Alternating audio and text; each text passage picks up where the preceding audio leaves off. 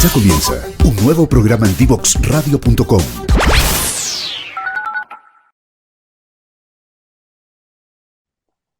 Y aquí ya estamos conversando con el doctor Tomás Maiza, médico, internista, geriatra, que actualmente se desempeña en el Hospital Clínico de la Universidad de Chile y ha sido uno de los intensivistas señeros con quienes estuvimos ahí codo a codo en el tiempo del COVID, trabajando en la unidad de cuidados intensivos del Hospital de la FACH.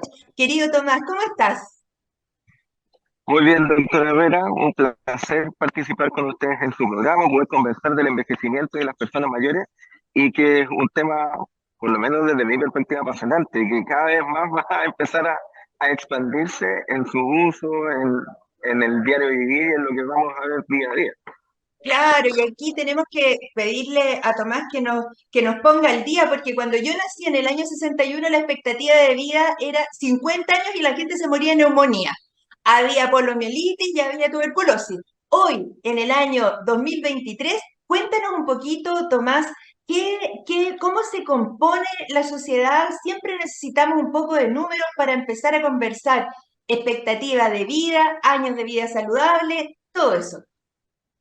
Mire, una de las cosas importantes es entender que los datos que nosotros obtenemos de envejecimiento se dan bajo varios instrumentos, de la encuesta nacional de salud, de encuesta de calidad de vida en salud de las personas mayores, incluso del censo. Más o menos se sabe que en la actualidad hay entre 3.100.000 habitantes de nuestro país que se contemplan como una persona mayor. Hablamos de persona mayor, de personas sobre 65 años.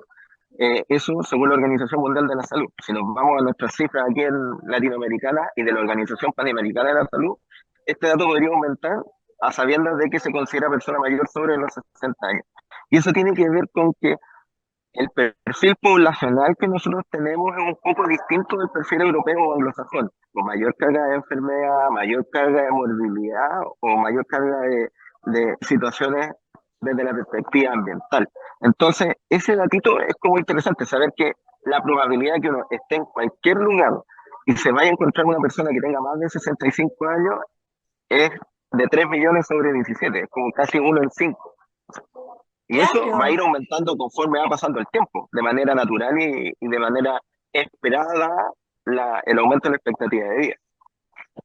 ¿Y esa expectativa de vida hoy, a cuántos años se ha extendido? Desde que hace el año 70, el año 60, comienza el Programa Nacional de Inmunización, que es el programa nacional que tenemos todos de vacunación, ha ido aumentando de forma progresiva la expectativa de vida junto con el avance de la medicina. Si en esa época hablamos de 50 años, hoy la expectativa de vida está bordeando entre los 81 y 82 años. Y esperamos en los próximos 10 años que esto también vaya aumentando de forma considerable. Tanto es así que la probabilidad de encontrarse un octogenario y un nonagenario en, participando de actividades comunitarias, donde nosotros participamos que en el hospital, es cada vez más frecuente. Entonces, uno tiene como el concepto de que uno llega viejo y ¿qué viene? ¿Qué es lo que Claro. pasa? ¿Qué es lo que tenemos? Y una de las cosas que es importante entender que desde la perspectiva de ser viejo, es que a la gente le importa mucho llegar a ser viejo, pero poder ser útil y funcional cuando uno es viejo, cuando uno envejece. Entonces, los datos que son relevantes son los años o los años perdidos por enfermedad, que eso ocurre en gente más joven, y la calidad de vida, o lo que llamamos nosotros la expectativa de vida de cuántos años vamos a vivir, o relacionado a todo esto, a los años de vida libre de enfermedad.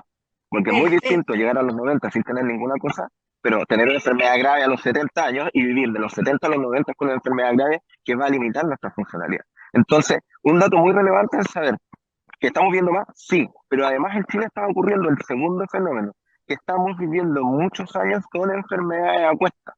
Y como estamos viviendo con enfermedades a cuesta, la gente no está disfrutando ese periodo de tiempo necesariamente con una calidad de vida que es esperable.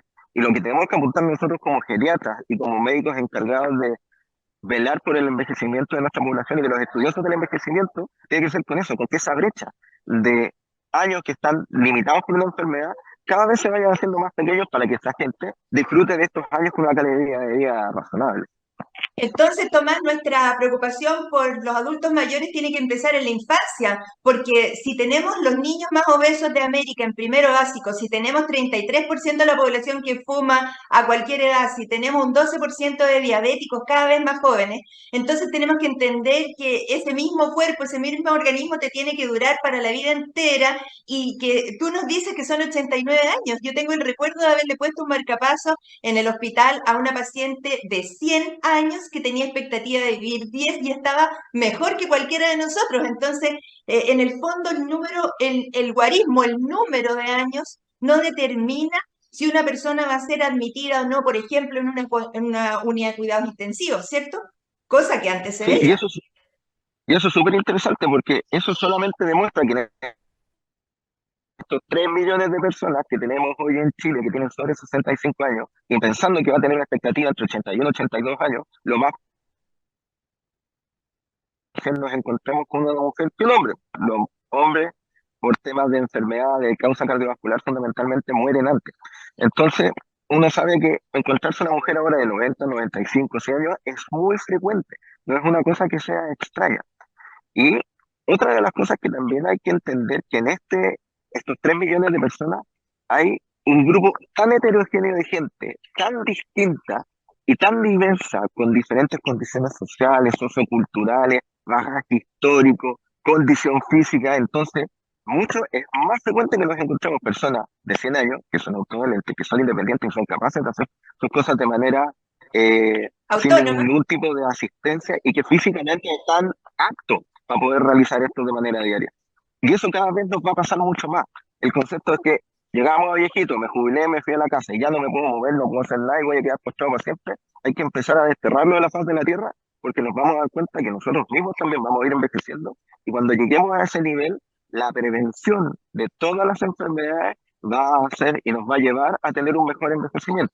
Si no controlamos el tema del peso, si no controlamos los hábitos de fumar, si no somos capaces de controlar nuestra hipertensión arterial, vamos a llegar más secuelados cuando viejos y cuando viejos no vamos a poder hacer las cosas que queremos hacer. Exactamente, y yo quiero comentar aquí con nuestros auditores que estamos conversando con el doctor Tomás Maiza, médico geriatra, intensivista, una dupla, digamos, de especialidades que debería ser cada vez más frecuentemente promovida por nuestras autoridades de salud. Tomás ha sido siempre un aporte gigantesco en el manejo, por ejemplo, de los medicamentos y tenemos que considerar que hay 5 problemas fundamentales en la geriatría y en la medicina de las personas mayores que son la demencia, las caídas, la incontinencia urinaria, la osteoporosis y la depresión. Y en ese sentido tenemos que ser como expertos en las interacciones medicamentosas que se generan entre todas aquellas cosas. Menciona un poquito, querido Tomás, esto de la depresión y la demencia en los adultos mayores. ¿Ha ido aumentando su incidencia en los últimos años? ¿Qué es lo que se recomienda para hacer el diagnóstico de demencia en una persona? Cosa que muchas veces las familias no quieren ni siquiera demostrar ni decir, como que lo esconden, como que lo ocultan. Me voy a tomar un pequeño paso antes con respecto al tema del uso de los medicamentos, porque uno también tiene como el concepto que mientras más envejezco, más medicamentos tengo que ir tomando para ir paliando o mejorando los síntomas que voy teniendo conforme van apareciendo enfermedades con respecto a nuestro envejecimiento. Sin Claro. embargo, hay que tener claridad de que sobre 4 medicamentos, la probabilidad de que estos medicamentos empiecen a combatir entre sí o empiecen a interaccionar entre sí aumenta de manera considerable. Ese es el concepto, llamamos nosotros como polifarmacia, y que es una cuestión que se ve muy frecuentemente en personas mayores. En vez de mejorar la calidad de vida y mejorar la situación de salud de una persona mayor, muchas veces lo que termina ocurriendo es todo lo contrario, sino que empieza a pelear la aspirina con el antidepresivo, empieza el antiarrítmico con el medicamento para la presión, y uno tiene un paciente que empieza a tener sintomatología que muchas veces puede ser solamente por la sumatoria de medicamentos. Por eso es súper importante que cuando vaya a indicarse un nuevo medicamento o vaya a hacerse algún tipo de intervención, esto sea por alguien capacitado profesionalmente para poder indicarlo. O sea, si yo dejo un medicamento para la insuficiencia del corazón, tiene que ser alguien que tenga juicio y tenga certeza de cuál va a ser los eventos adversos de estos medicamentos. Y eso llevado también a los pacientes que tienen problemas cognitivos. La demencia es la fase más avanzada de un problema cognitivo, en términos de que al principio decíamos esta circunstancia de demente, que no era capaz alguien de tomar decisiones propias, pero las Sí. demencias son más allá de solamente esta capacidad de no tomar decisiones, sino que tiene que ver exclusivamente con la capacidad de que el cerebro y sus funciones cerebrales se mantengan estables conforme va pasando el tiempo. Una persona puede tener alteraciones, no tener alteraciones de memoria y aún así tener demencia. Porque, por ejemplo, si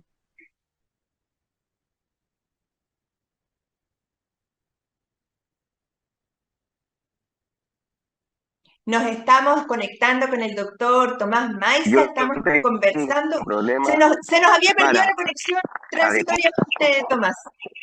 Se nos había perdido la conexión transitoriamente y esta fase de la Perdón. conversación es crucial porque las interacciones medicamentosas pueden a veces estar en manos de distintos especialistas y las familias, por hacerla mejor, han llevado a diversos especialistas que no dialogan entre sí y muchas veces van agregando fármacos hasta 18, 20 medicamentos en el día que, claro, dan cuenta de parkinsonismo, temblores, falta de apetito, trastornos digestivos, etcétera. Sí, y, Resúmenos esta idea final. Sí. sí, y muchas veces lo que termina pasando es que uno busca un efecto con un medicamento y finalmente, por tratar de lograr ese efecto fortuito, terminamos haciendo que pelee con el resto de otros medicamentos y perdemos los efectos adecuados de otras intervenciones. Y también hay que darle el peso que corresponde a los medicamentos que tienen. Por ejemplo, una de las cosas que pasa mucho es el tema de la suplementación. Por ejemplo, le voy a Ah, claro. agregar una vitamina extra para aumentar tenga mayor cantidad de energía o voy a hacer, si el paciente está tomando, por ejemplo, 15 medicamentos y yo le agrego un 16, es un 16 que tiene que combatir para poder absorberse a nivel digestivo con el resto de los medicamentos. Y también tiene que ver si tiene alguna deficiencia o no tiene alguna deficiencia. Porque muchas veces los recursos los gastamos única y exclusivamente en medicamentos y los recursos que a veces son escasos en familias que no tienen el poder adquisitivo para poder ir a alguna clínica en particular, ir a ver a un especialista en particular, muchas veces es mejor que las gasten en un kinesiólogo, en un rehabilitador, en vez de esta vitamina, que lo que va a lograr es un efecto muy poco beneficioso. Vamos a poner más Exactamente. fichas a la vitamina que finalmente parece que tenerlo haciendo ejercicio, moviéndose y estando con un kinesiólogo va a tener mucho más impacto. Exactamente, yo creo que en la Fuerza Aérea y en general en la aviación, la regla de los 1000 pies, que es que cuando tú vas a aterrizar solo hablas del aterrizaje, es lo mismo, si tú le vas agregando suplementos y cosas que no necesita el paciente, distrae de los medicamentos que son los esenciales y yo creo que menos aquí es más en el sentido de evitar estas interacciones medicamentosas. Pero ahí tú tocaste un tema crucial que es el muévete, el respira. El solo hecho de caminar a los broncopulmonares nos sirve, ¿cierto?, para que las secreciones puedan movilizarse en los pulmones, el aire llegue, haya exposición al sol, a la naturaleza, se sociabilice. ¿Por qué encerrarse entonces es una pésima idea, querido Tomás? Desarrollanos esa recomendación. O sea, fundamentalmente, y esto ligado a una de las cosas que en este momento estamos desarrollando junto con el doctor Felipe Saleche en la Universidad de Chile, que es una unidad de caída, y junto a Rubí Bustamante, que es la enfermera coordinadora. La gente que se cae habitualmente tiene que ver con un desarrollo muscular y con otras enfermedades que no han sido vistas o diagnosticadas. Y que cuando uno piensa en que la caída o la capacidad que uno tiene de mantener el balance se va perdiendo conforme uno va envejeciendo, tiene algo de cierto y algo no tan cierto. Mientras yo menos me muevo, menos fuerza muscular yo tengo. Y al tener menos Exacto. fuerza muscular o capacidad muscular, cuando yo intente hacer algo igual o más difícil, la probabilidad que me caiga es mucho mayor, porque no tengo los músculos preparados para poder hacer semejante ejercicio. Por lo tanto, ¿qué es lo que termina haciendo la gente? Me quedo acostado en mi cama, me quedo sentado en mi casa, me quedo sentado en una silla, no hago absolutamente nada porque como ya me caí, porque no tengo la musculatura adecuada, no hago cosas. Chuta, ¿y qué pasa con los músculos? Los músculos al no recibir estímulo se atrofian mucho Se más. atrofian, Por lo tanto, cuando claro. sí se quiera levantar, si quiere hacer algo, no va a poder hacerlo de la misma manera. Yo siempre les pongo el ejemplo casi medio tragicómico de decirle, ¿usted ha visto alguna vez una persona con yeso? Cuando usted le pone el yeso a una persona en un brazo, por ejemplo, la persona después sigue haciendo su vida con el resto de su cuerpo sin ocupar la mano que tiene enyesada. Come bien, camina, va a clase, participa de sus cosas. A la semana yo le saco el yeso. ¿Cómo está la musculatura de la mano que yo le puse el yeso? Atrófica, claro. Porque perdió toda estimulación y toda activación muscular y requiere de un proceso de rehabilitación para volver a recuperar esa masa muscular. En el envejecimiento es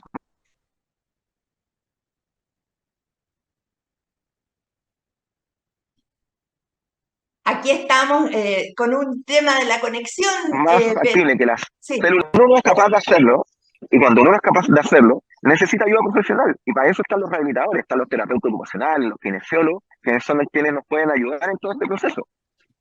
Y una caída, Una persona, Tomás, una caída con fractura también determina un peor pronóstico vital en los próximos años, ¿cierto? Tan cercano como no, eso. el 95% de las fracturas de cadera en Chile son por una caída, y el dato es internacional.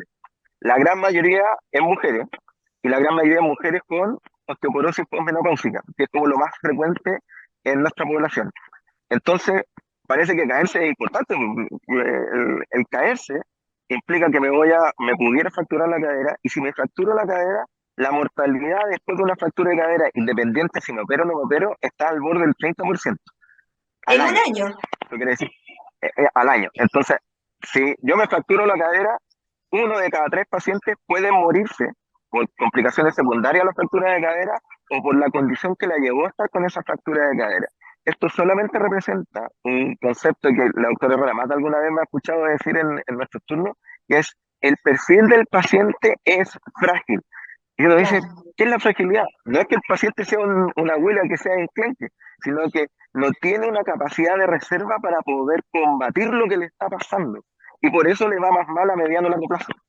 O sea, este Exactamente. paciente que es frágil y que tiene una neumonía, la neumonía no le va a durar 1, 2 días, 3 días como le duraba cuando tenía 40 años, sino que le va a durar una semana, 2 semanas, pudiera requerir manejo con ventilación mecánica, pudiera requerir medicamentos, y el impacto que eso va a tener en esa persona de aquí a 2 semanas no va a ser que él después va a poder salir caminando sin ningún tipo de problema, sino que va a requerir un ejercicio de rehabilitación o puede cruzar lo que llamamos nosotros en dependencia, que pasó de ser alguien que era completamente independiente a necesitar a alguien que esté al lado de él de manera permanente.